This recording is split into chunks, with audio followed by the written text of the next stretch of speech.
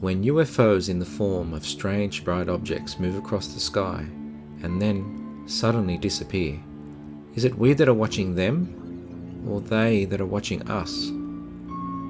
You will have to decide, because sometimes the close encounters are a little bit too close for comfort. If you love our videos, make sure you like, subscribe and press the bell icon for more chilling true tales. The sky rumbled. Santa Clara, California, USA, 1970s. Clara retold her story, and she recalled it clearly. She was a teenager in the 1970s, and so this incident is burnt into her memory. She was up super late one night working on a project for school. The rest of the family were fast asleep, but she was determined to finish that school project. She was concentrating heavily on doing her work, but she was starting to get tired. Suddenly, she thought she could hear something from outside of the house. It sounded as if something was flying over the house. At first, she thought it may be a plane or helicopter, but the sound it made, it was a sound unlike any other plane or helicopter she had ever heard, and it sounded low, very low, almost as if it were on the roof of the house. She ran across the house and past her parents' room. Despite all the noise, they remained fast asleep. But still curious, Clara ran to the back door of the house, which was near her younger brother's bedroom. She looked and saw a saucer-shaped craft that was hovering low over the backyard. She watched in shock and disbelief as this weird craft seemed to just hang there in the air, as if suspended by unseen strings.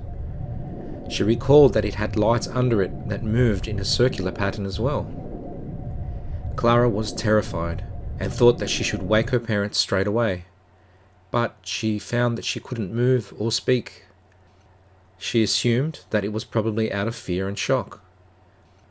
Now, she doesn't recall how long she may have been standing there at the back door, watching this object, but the next thing she knew, she was standing in her little sister's bedroom halfway across the house, and was looking out of her window. She looked back, but the strange object was gone. Not knowing what to make of the event, Clara told her mother about it, but her mother didn't seem to believe her. Then, a few days later, she saw an article in the Mercury newspaper about several people reportedly seeing a UFO in Santa Clara.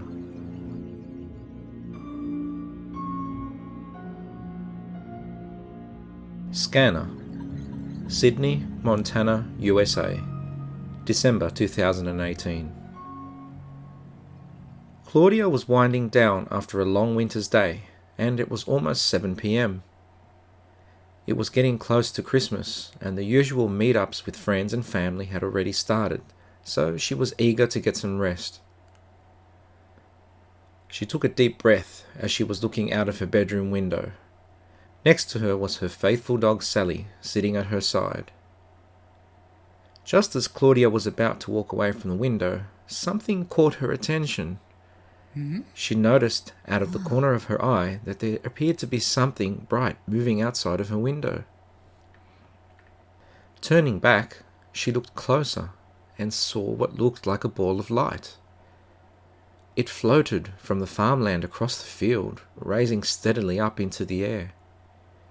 At first she thought it was some kind of aeroplane, but there was something about the way it moved that just didn't seem right.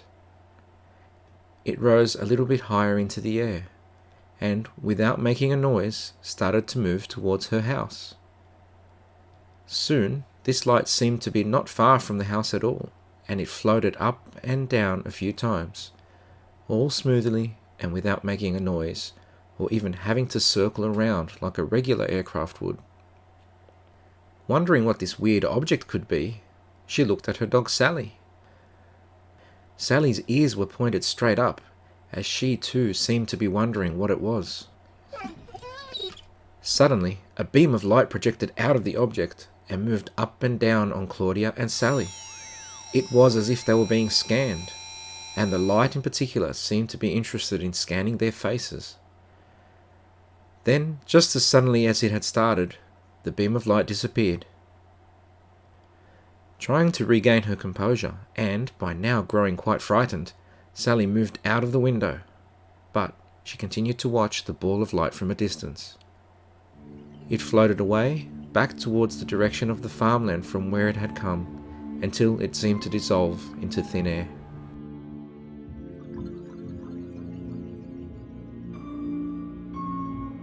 What Misty Saw. Nelson, New Zealand, circa 2000. Ken was enjoying the longer summer days and decided to go out with some friends and his brothers to a reserve.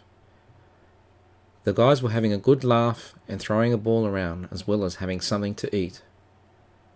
Ken had taken along his dog Misty, who often would go out with him on outings like this.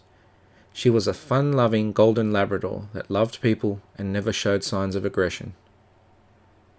Misty was also having fun. She was chasing the ball that the guys were throwing around and trying to intercept it. And despite their best efforts, she was determined to get that ball. Suddenly, Misty stopped dead in her tracks. She sat down and started whimpering. All the guys looked at each other, wondering what had just happened to her. Soon, the easygoing Misty started growling and staring off into the sky at a distance. The group of friends all stopped and, shocked by her behaviour, all looked up into the sky in the direction that Misty was growling at.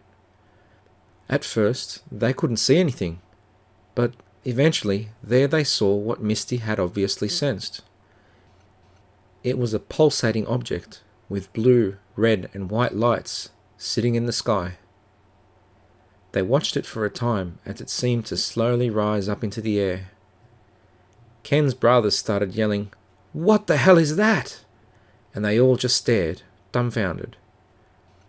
Now, Ken doesn't recall how long they watched this object for, but there was just a good chance that it was watching them as well.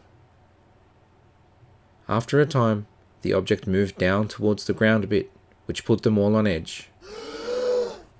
And then suddenly, it shot straight up into the sky at, quote, instant speed, unquote, and simply disappeared without a sound. Leaving them all confused and wondering what they had just all seen, the group of guys all sat down. Once the object was gone, Misty returned to her usual self, wagging her tail, and she went and sat next to the guys to play some more. Make sure you like and subscribe and click on screen for more true ghost stories and paranormal events. And send us your true ghost stories. Our contact details are below.